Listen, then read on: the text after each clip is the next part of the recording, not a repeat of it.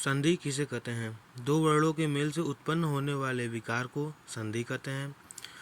संधि में पहले शब्द के अंतिम वर्ण एवं दूसरे शब्द के आदि वर्ण का मेल होता है, जैसे इति धनादि इत्यादि।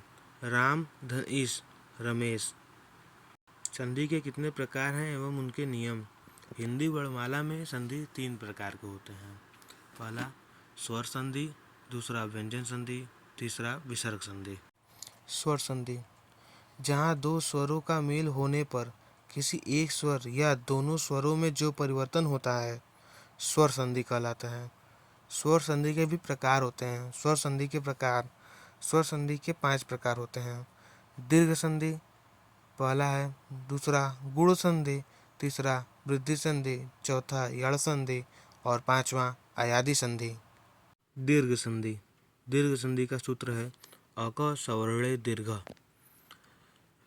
इसके 3 नियम हैं। पहला नियम, ओ या आ के बाद अ या आ आने पर दोनों के स्थान पे आ हो जाता है। जैसे अ प्लस अ हुआ तब भी आ आएगा और आ प्लस अ हुआ तब भी आ आएगा।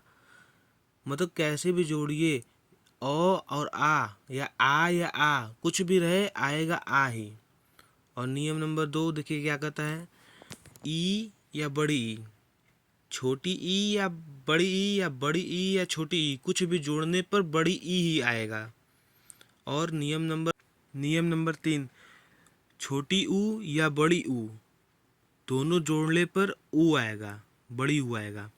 जैसे में बड़ी ऊ के साथ बड़ी ऊ ही जोड़ो तब भी बड़ा ऊ ही आएगा, और छोटी ऊ के साथ छोटा ऊ भी जोड़ो तब भी बड़ा ऊ ही आएगा। मतलब कि इसमें दीर्घ संधि में यही है कि किसी भी तरीके से जोड़ो आएगा बड़ा वाला अक्षर ही। समझे बच्चों? गुण संधि। गुण संधि का सूत्र होता है आद गुण। नियम नंबर 1, इसमें क्या कहता है, ओ या आ के बाद ई या ई आने पर दोनों के स्थान पर ए हो जाता है।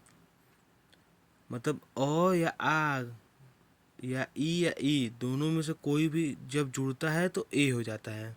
और नियम नंबर 2 क्या कर रहा है, ओ या आ के बाद ऊ या ऊ आने पर, ऊ या ऊ बड़ी ऊ दोनों के आने पर ओ हो जाता है। जैसे मतलब ओ या आ मतलब दोनों में से, और ऊ या ऊ इन दोनों में से कोई भी जुड़े तो दोनों के स्थान पे ओ हो जाता है। और नियम नंबर 3 क्या कहता है, ओ या आ के बाद री आए, ऋषि वाला री आए तो उनके स्थान पे अर हो जाता है।